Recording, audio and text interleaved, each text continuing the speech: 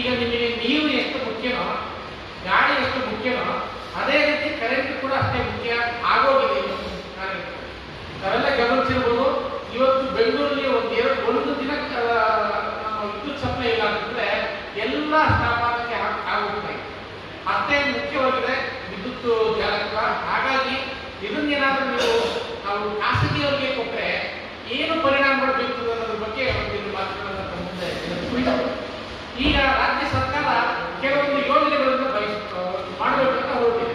ಅದರಲ್ಲಿ ಈ water supply ಇರ್ಬೋದು, ಗಂಗಾ ಕಲ್ಯಾಣ ಇರ್ಬೋದು, ನಮ್ಮ ರೈತರಿಗೆ ಅಕ್ರಮವಾಗಿ ಒಂದಷ್ಟು ಐಟಿ ಸೆಕ್ಟರ್ ಓಡಿಸ್ತಾ ಇರ್ತಕ್ಕಂಥ ರೈತರಿಗೆ ಅದನ್ನು ಸಕ್ರಮ ಮಾಡಿಕೊಂಡು ಅವರಿಗೆಲ್ಲ ಇನ್ಫ್ರಾಸ್ಟ್ರಕ್ಚರ್ ನಾವು ಮೂಲಭೂತ ಸೌಕರ್ಯಗಳನ್ನು ಕಲ್ಪಿಸೋದಕ್ಕೆ ನಾವು ಸರ್ಕಾರದ ಅಡಿಯಲ್ಲಿ ಕೆಲಸ ಮಾಡ್ತಾ ಇರೋದ್ರಿಂದ ನಾವು ಅದಕ್ಕೆಲ್ಲ ನಾವು ಇನ್ಫ್ರಾಸ್ಟ್ರಕ್ಚರ್ ಮಾಡ್ತೀವಿ. ಎಕ್ಸಾಂಪಲ್, ಈ ಗಂಗಾ ಕಲ್ಯಾಣಕ್ಕೆ ಕಳೆದ 5 ವರ್ಷಗಳಲ್ಲಿ ಗಂಗಾ ಕಲ್ಯಾಣ ಅಂದರೆ ಯಾರು ಕಡುಬಡವರಿದ್ದಾರೆ, ದೀನದಲಿತರು ಇರ್ತಾರೆ, ಯಾರು ತುಂಬಾ ಹಿಂದುಳಿದವರು ಇರ್ತಾರೆ ಅಂತ ಜನನ ಐಡೆಂಟಿಫೈ ಮಾಡಿ ಆಯಾ ಕ್ಷೇತ್ರಗಳಲ್ಲಿ, ಆಯಾ ವಿಧಾನಸಭಾ ಕ್ಷೇತ್ರಗಳಲ್ಲಿ ಅವರಿಗೆಲ್ಲ ನಾವು ಬೋರ್ನ ಡಿಗ್ ಮಾಡಿಬಿಟ್ಟು ನಮ್ಮ ವಿದ್ಯುತ್ ಸಂಪರ್ಕಕ್ಕೆ ಅಂತ ಮನವಿ ಮಾಡ್ಕೊಳ್ತಾರೆ. ನಮಗೆ ಸರ್ಕಾರ ಕೊಡೋದು ಕೇವಲ 75,000 ಒಂದು ಎಪಿಸೆಟ್ಗೆ. ಆದರೆ ನಾವು ಅದಕ್ಕೆ ಒಂದು 4 ಲಕ್ಷ ಆಗಲಿ 5 ಲಕ್ಷ ಆಗಲಿ ಏನು ಎಸ್ಟಿಮೇಟ್ ಕಾಸ್ಟ್ ಬರ್ತದೆ ಅದನ್ನೆಲ್ಲ ನಾವು ಮಾಡಿ ಕೊಡ್ತಾ ಇದ್ದೀವಿ. ಈ ಕಳೆದ 5 ವರ್ಷದ